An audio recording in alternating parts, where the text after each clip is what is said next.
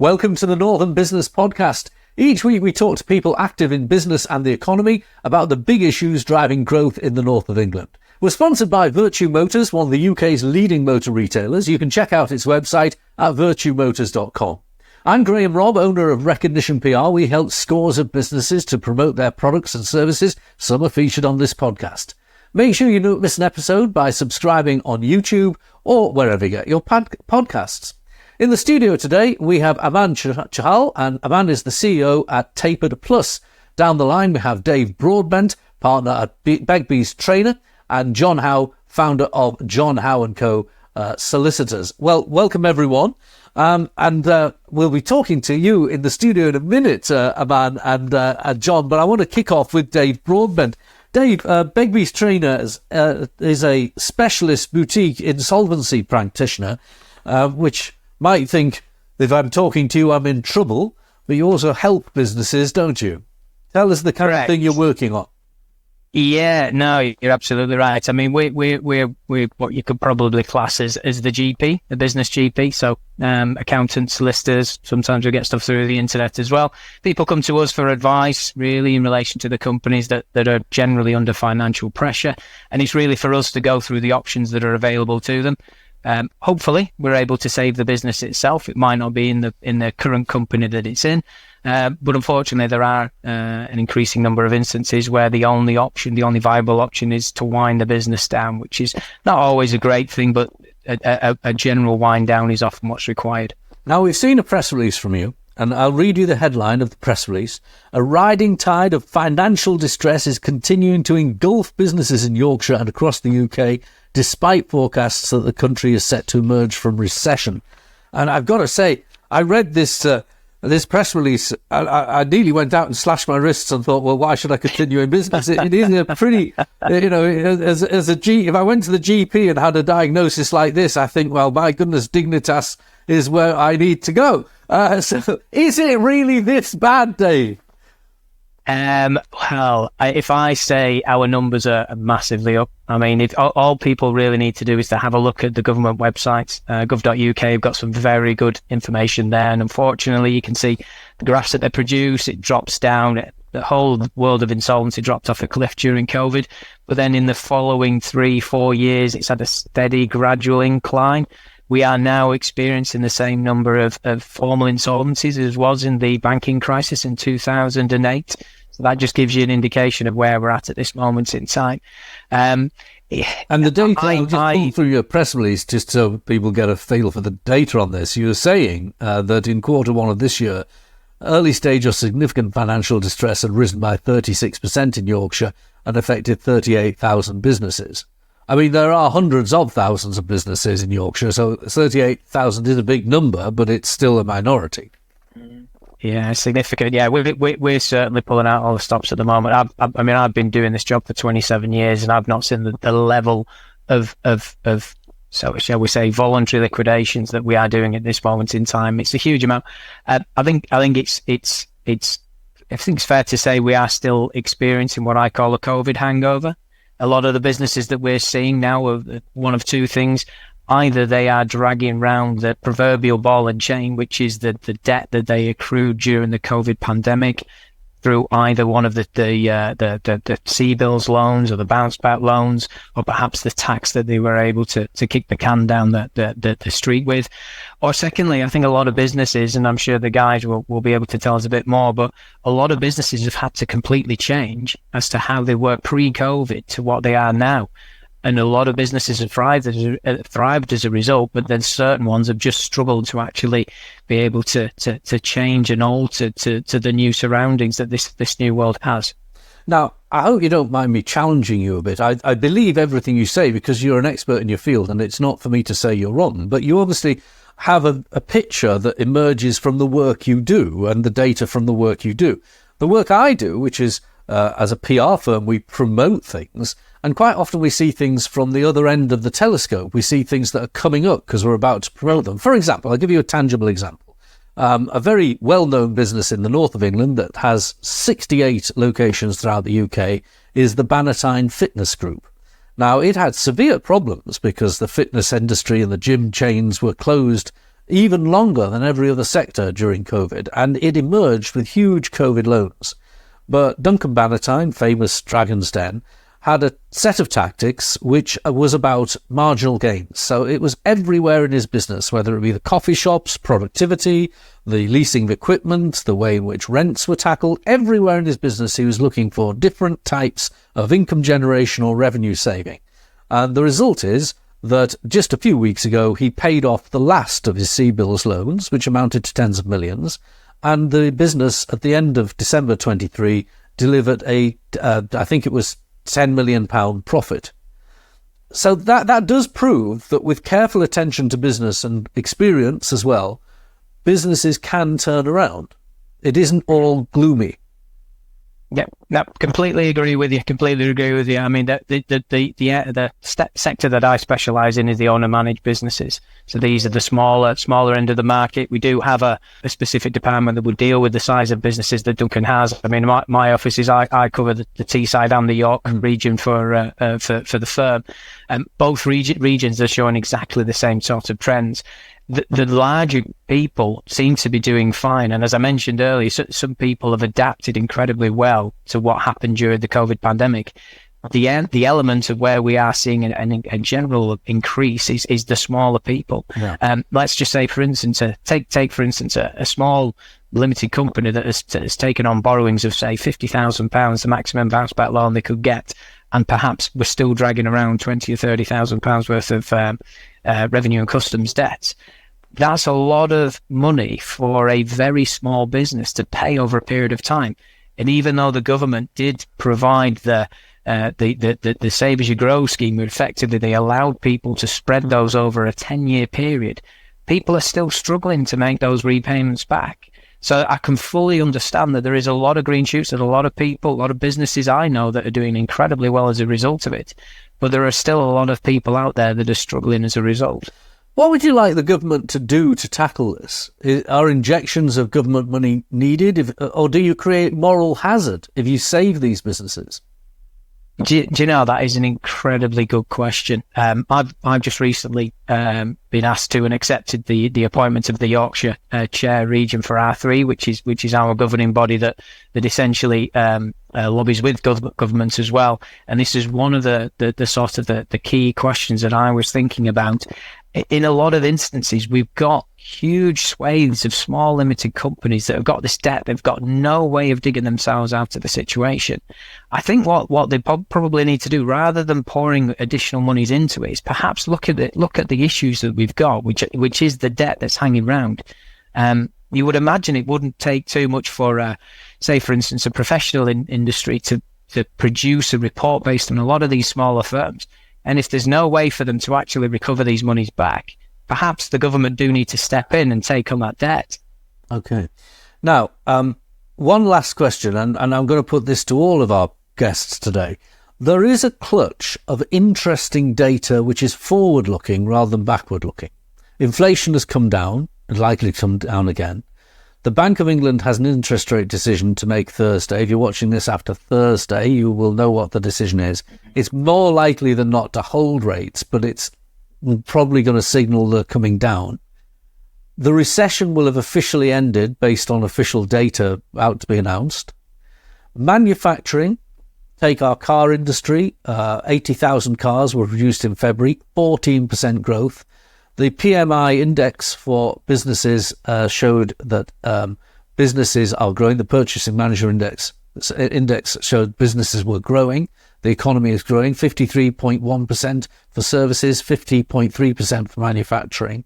Manufacturing itself is up by 1.2%, and there is real wages growth now. Wages are growing by more than inflation. Now, do all of those things really give people in business reason to think that the fertilizer is on the ground, the sun is about to shine, and there is the chance that green shoots will become strong plants? Absolutely. I think those are all positive things. I think after any recession, you always have this upturn of business. I think where we've got to be very careful is that if you look at this will be my third, fourth recession that I've actually worked through. And there is that small period of time following on from a recession where you do have a tendency for businesses to sometimes overtrade. Yeah. And what you've got to look at is cash. Yeah. You know, do all of these businesses have the amount of cash available? I think interest rates are still through the roof. People want to try and borrow. A lot of them are having to turn to some of the middle tier lenders that are eye-watering levels of interest rates that they're doing. But they need that money to be able to get that work done, to enable to make the profit, to make the payments on the debt that they've accrued. So I completely agree with you on that it's all the signs are there to show good things are ahead. Where I think we've just got to be very careful is what we do in the next 3 to 6 months is going to be key and critical to this economy. Right, I'm going to bring John in. Now, John is celebrating 30 years in business. I've been doing 37 years in business, so I've seen nearly as many, or probably more recessions than Dave, actually. And I remember those old cliches that are cliches because they're true. Turnover is vanity, profit is sanity, and the last bit, cash is king. They always forget the last line. That's the line of that cliche, isn't it? What's your view on the economy, John? You're a lawyer based in Pudsey with a small, good quality family and high street practice. What do you see in the economy? I think a lot depends on who your client base is based. I mean, although we're based in Pudsey, we do a lot of work nationwide, so we're not just a high street practice. We do quite a lot of corporate work and businesses. I think it's important to, if a business is struggling, that they do seek some proper advice, whether it's legal or financial, as soon as they can, because there are options available. And for what David has just said, it appears as though that one of the biggest struggles at the moment for the clients he's meeting is potentially trying to handle the debt that they've got themselves into through COVID. Sometimes it's better to call it quits. Sometimes it's better to approach the business in a different way. But proper advice is obviously the key. Dave, can I just ask you, do you get a lot of self-referrals? Or is it people... John, would you refer someone to someone like Dave to help them out? Normally we get approached to give the advice in the same way that someone would go to David. Sometimes, if they're beyond the point of no return, at that stage we would then pass them on to a solicitor practitioner. And it might be the fact that this is why you're getting two different versions this morning. Because, Dave, you don't want to necessarily see them when it's terminal. You also want to see them when you can help, don't you? Correct. Yeah. I mean, I mentioned earlier that we've got a specialist department, BTG Advisory. What they're actually doing at the moment is promoting a product which we call a kick the tires situation, where we're actively going out to see accountants, solicitors throughout the country to say to them, look, you'll have a small element of your clients that you know are wobbling a little bit. Perhaps now is the time to parachute somebody in to have a good review of that business to see if there's something that can be done before it has to come to the likes of me. Without shadow of a doubt, I enjoy having advice meetings where the conclusion of it is, you do not need my services. You need to look at A, B, and C, keep an eye on that, but you do not need to go down a formal insolvency procedure. Okay, let's bring Aman in. And now, Aman, you've got a relatively new business. It's doing well. First of all, before we get into what you think about what Dave's saying about the economy, let's tell people what the business is. And we've got some products on the table so viewers rather than listeners can hear this. So describe them for our viewers and listeners. Let's hold them up. Yeah, so what we do, Graham, we design and supply tapered insulation systems for flat roofing. And there's a couple of our products here. This is PIR insulation, which sits on a flat roof, gets waterproofed on top and insulates the building. And is this what it looks like when it's finished? No, this is one with a couple of products that we've mixed together. So this is a VIP system plus a traditional insulation system that sits underneath. Because, we're broadcasting this and recording this in a modern building built in 2004, and it has a flat roof. But the flat roof isn't insulated. And I've realised that throughout the heating bills we get, the heat rises. Exactly, and over 20% of heat loss is through a flat roof, so it's... in retrofit, it's the first thing that should be looked at. Right. Now, these products, you run a business in North East England, and these products you're putting out all over the UK, aren't you? Correct. Majority of our business is in the southeast of England, Graham, between Birmingham and London. And over the past 12 months as well, we've started to export into Europe.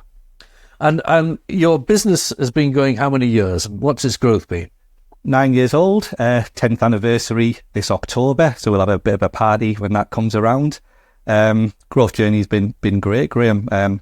First year was tough, but since then we've grown 20-30% every year, and last year we delivered over £11 million worth of projects. And where is the kit made? It's all UK manufactured, so our PIR partner manufactures in Chesterfield, and our stone wool gets manufactured in Wales. Right, so this is a great innovation. It's using a genuinely seen need. There's thousands and thousands of flat roofs.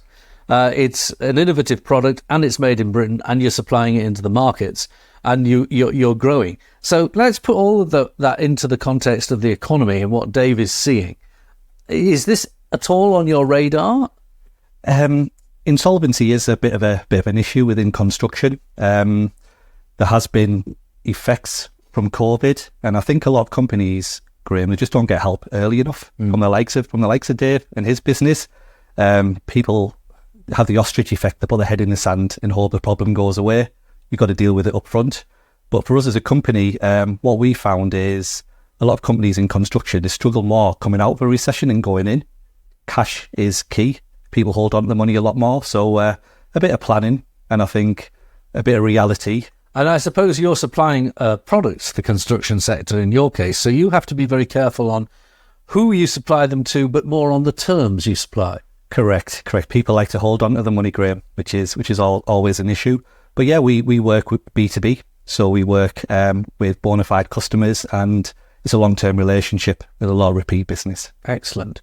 Let's go back to John. What changes have you seen in the way in which you work as a high street lawyer? You've got 30 years coming up. You've just heard Aman's got 10 years coming up. So what kind of observations would you make about the kind of business you're running compared to the 1990s? I think that in every walk of life, what has tends to increase is the amount of bureaucracy that we have to comply with. Everything is trying to be standardised, certainly the courts, industry, etc. And our practice is slightly different because we're a general practice, because we recognise at the outset that not everything fits within a straightforward box. There's various scenarios which apply, which don't fulfil that box type approach.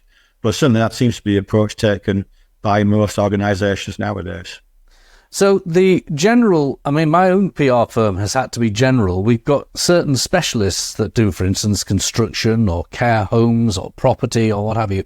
But I don't think in the north of England it's easy to set up a business that's niche, although here we have a man proving that point wrong. Yeah. But in a service business like law or PR or accountancy, you can't always be niche. Have you managed, do you worry that you're too general and you need to be more niche? By being too general, if you look at the achievements that we've made over the years, we've been able to think outside the box and achieve quite a lot of high-profile cases. For example, I think you know, Graham, already, that I do hold the record for doing the quickest ever divorce in 5 days. Yes. I've also been the leading lawyer recommended by the Law Society in London for conveyancing in Bulgaria, which is fairly unusual. In the past, when I've done care work, I've had 2 cases reported because they made new law. And all of those achievements are by potentially adopting things outside the box and approaching things from a practical viewpoint. And I think the practicality consideration appears to be something that's missing nowadays. You operate out of a very historic building in Pudsey, the original Leeds Co-op Industrial Society headquarters. I've been in it. It looks at a sort of Victorian-style building, and you have to walk up. There's no lift. No. Not that I can see anyway. There's an interview room, no, Graham, so if you are tired, we can see you downstairs. And your own great-grandfather was from Pudsey as well. He was one of the chief of police. So do you feel part of your community? Is it an important part of your business ethos? I think we are, not just myself, but my family also works here now, are well known within the town. But as I said, it's not necessarily a local practice because we are nationwide and abroad, as evidenced by the Bulgarian conveyancing aspect. And you have actually worked a lot in that part of the world, not just Bulgaria, but Turkey, the sort of Balkans and the sort of the point that Europe meets Asia is where you've got a lot of specialty in the different types of law being practiced. Not really, no. It's just Bulgaria. However, in the past, we have had, for example, 2 Italian lawyers on secondment working with us as part of their training. I've done work in France. And they've even had the case which appeared in the front page of the New York Times as well. So, I noticed you did help the assistants of Leeds United navigating the Turkish legal system following the death of 2 years. Yeah. That was just a one-off case, though. Right. That was in relation to that particular criminal litigation which was taking place. But it sounds like your point here is that even though you're in law, you do need to be a little bit opportunistic, and you do need as an entrepreneurial approach in order to have 30 years in business like this. Well, I think that applies to every business, Graham. And certainly what I do find, and this I think was one of our strengths, even when, approaching clients who may have some difficulties, is to just not consider the small box, but consider the wider picture and see if you can then apply some common sense to provide some assistance to them. Dave, can I just round up today's programme by going back to you? You've made a very compelling case about overtrading and people needing to take care and the current trends in terms of what you're receiving from this very small business sector. Is what you've heard from our other guests giving a cause of comfort that all is not lost and people can either prosper in today's economy or come out of it with your advice? Absolutely. I think the key thing that both guys touched on there was get advice early as possible. Get advice early as possible, whether it's from an accountant, a solicitor, or even a fellow business person. Go and speak to somebody, because you're not alone, and everybody has been there. And it's seek advice as quickly as possible. They will give you more opportunities than if not. Thank you, Dave. Thank you, John. Thank you, man. And great to speak to everyone today. Now, if you'd like to be a guest on Northern Business Podcast, feel free to get in touch. We want to hear from you. Use LinkedIn. That's the easiest way. Do also contact my producer. It's Harry Sinclair. Thank you, Harry, for today's episode. And our technical operator, Robin Campbell. Thank you, Robin. Join us next time on Northern Business Podcast. Don't miss an episode. Like, rate, or subscribe on YouTube or wherever you get your podcasts.